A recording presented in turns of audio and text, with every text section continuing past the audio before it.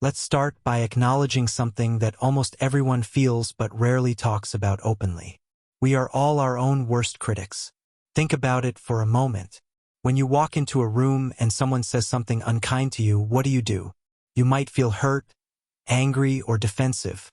But when you say those same things to yourself in your head, you don't defend yourself. You just accept the pain. We have been conditioned to believe that self-criticism is a tool for improvement.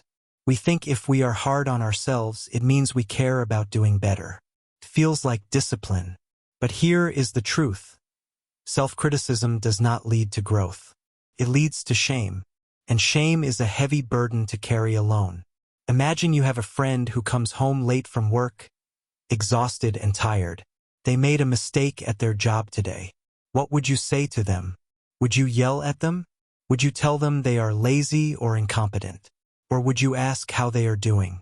Would you offer a hug? You would likely be gentle with your friend because you know they are human. You know that humans make mistakes. So why do we treat ourselves differently? Why is it so easy to forgive others but nearly impossible to forgive ourselves? The answer lies in our fear of vulnerability. When we criticize ourselves, we feel a sense of control. We think if we can just be hard enough on ourselves, we will never fail again.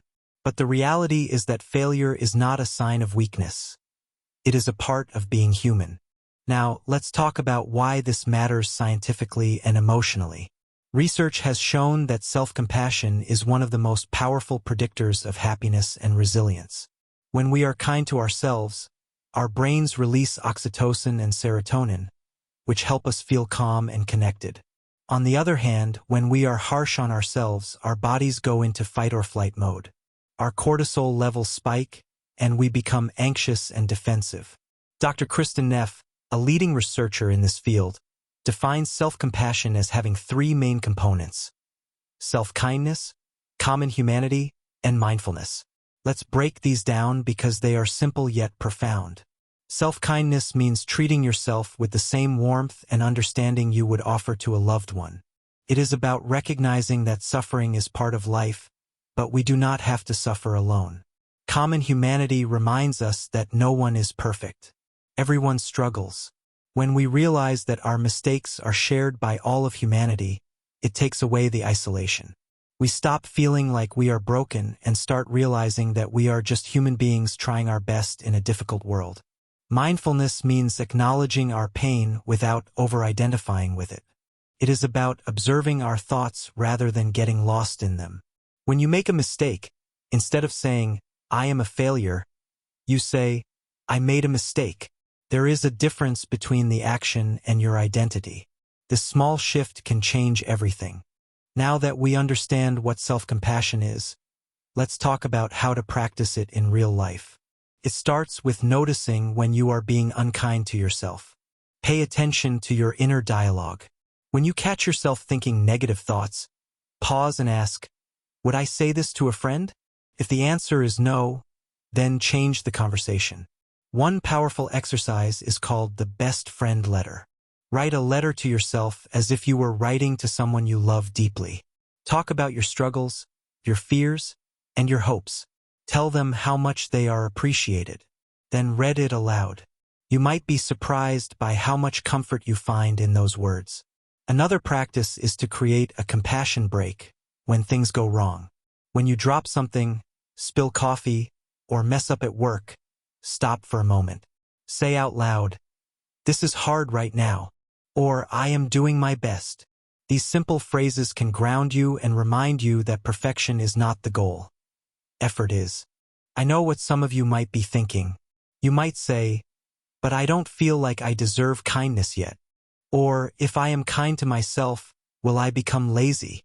These are valid concerns, but they stem from a misunderstanding of self-compassion. Self-compassion is not about letting yourself off the hook. It is about giving yourself the strength to keep going.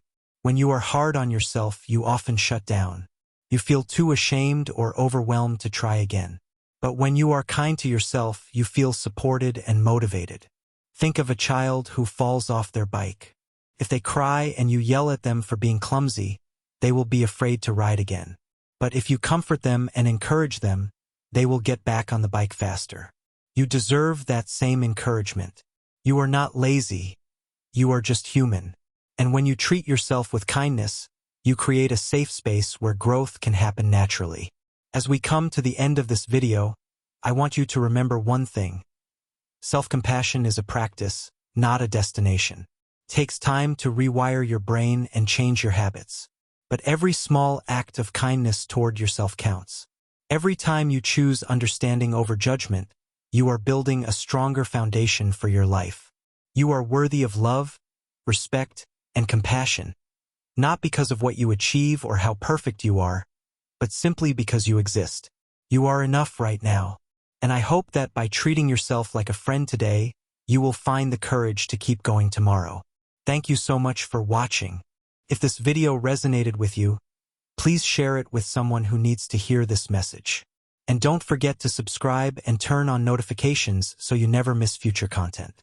Take care of yourselves out there. You are doing better than you think. And I am so proud of you for being here today. Remember, the world is waiting for your unique light, but first, you must let it shine through kindness to yourself. Until next time, be gentle with your heart.